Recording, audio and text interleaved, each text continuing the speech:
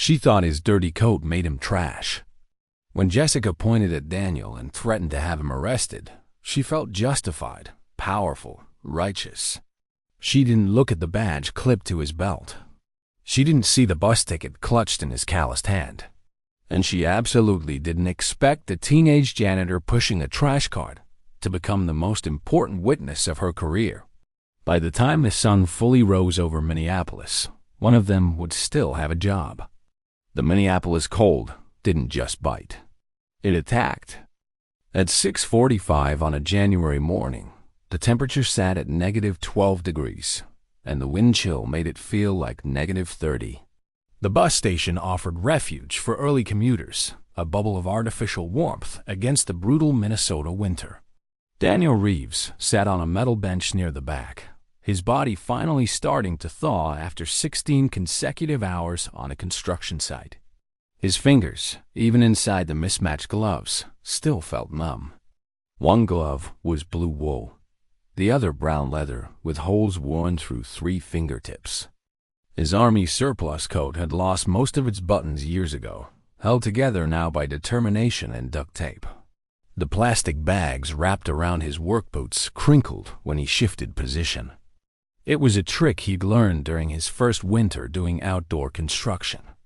The bags kept the snow out when your boots had cracks in them. They looked ridiculous, but they worked. His thermos sat beside him, empty now.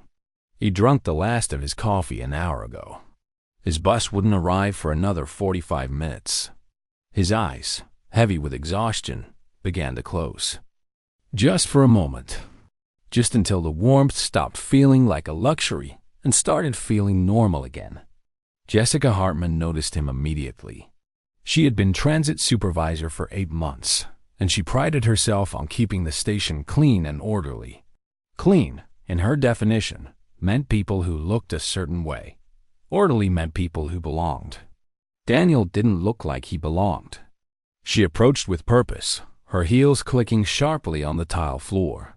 Her burgundy uniform was immaculate, not a thread out of place. She had spent 20 minutes that morning ensuring her appearance was perfect. Image, she believed, was everything. She stopped directly in front of the bench and loudly cleared her throat. When Daniel didn't immediately wake, she raised her voice, telling him the station wasn't a shelter. She told him he needed to leave immediately. Daniel's eyes opened slowly, confusion clouding his face. He tried to explain he was waiting for his bus, his voice thick with exhaustion. He reached for his ticket, fumbling with cold, stiffened fingers to pull it from his coat pocket. Jessica barely glanced at it. She told him the ticket could be stolen. She told him he looked homeless and smelled like he'd been living on the streets. She told him people like him were the reason passengers felt unsafe. Daniel's face flushed, not from the warmth, but from humiliation. He unzipped his coat partway and showed her the badge clipped to his belt. It was his construction company ID, complete with his photo and name. He explained he'd just finished a double shift, that he worked nights, that he was simply waiting for his ride home. Jessica's expression didn't soften. If anything, it hardened. She told him the badge could also be fake. She said homeless people stole credentials all the time. She announced she was calling security, and if he didn't leave immediately, she would have him arrested for trespassing and disturbing the peace.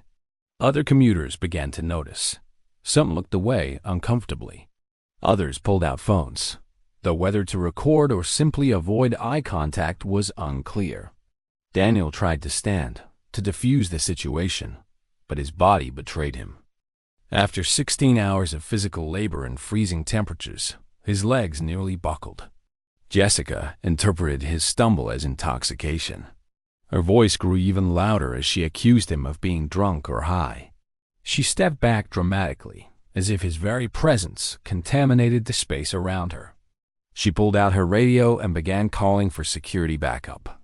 Daniel's hand shook, and not just from the cold anymore.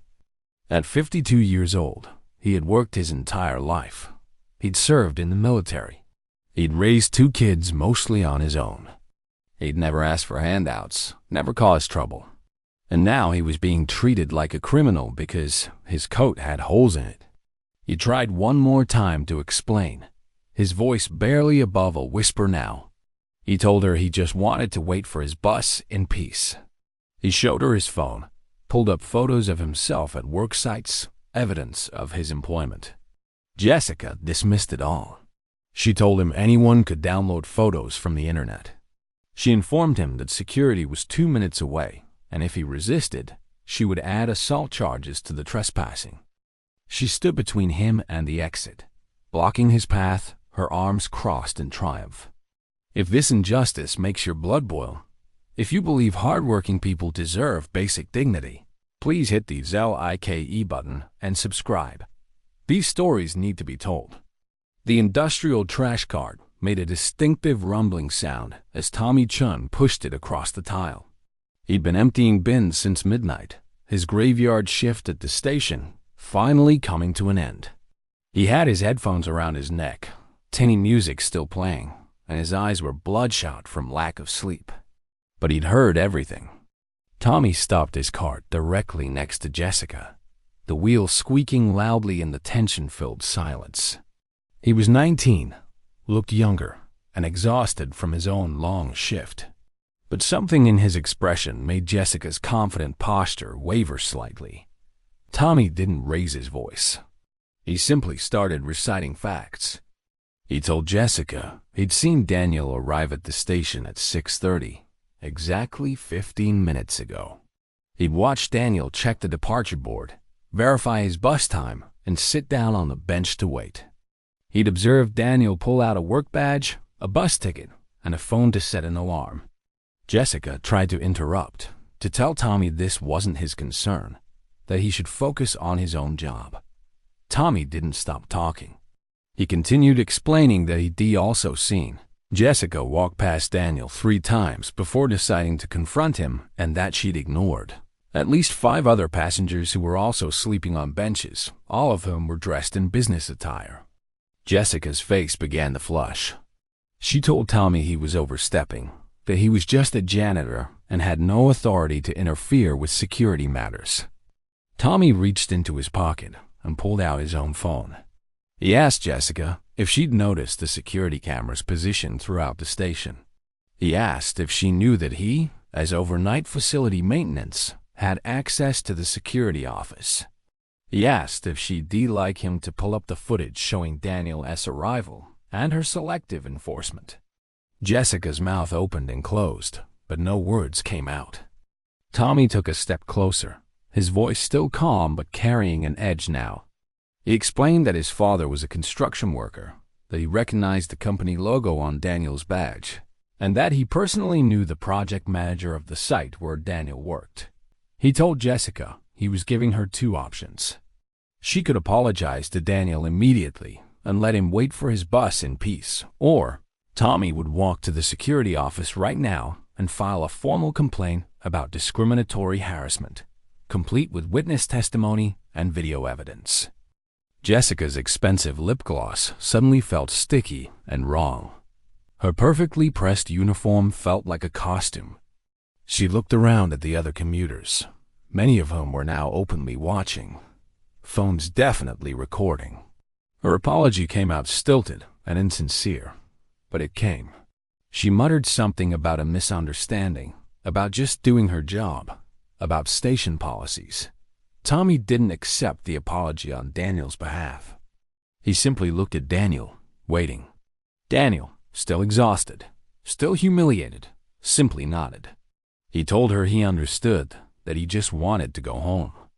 Tommy walked to a vending machine, bought a hot coffee with his own money, and brought it back to Daniel. He told Daniel his bus would arrive in 38 minutes and that he, Tommy, would be finishing his shift report nearby if anyone bothered him again. Jessica retreated to her office. By the end of the week, there was a new training program on implicit bias for all transit supervisors. Jessica attended every session, though whether she learned anything remained a question. Tommy never mentioned the incident to anyone, but Daniel made sure the construction company and the transit authority both heard about the teenage janitor who stood up when everyone else looked away. Daniel caught his bus that morning and made it home safely. Tommy finished his shift and slept for 12 hours. And somewhere in Minneapolis, on a freezing January morning, people learned that compassion isn't about job titles or income brackets.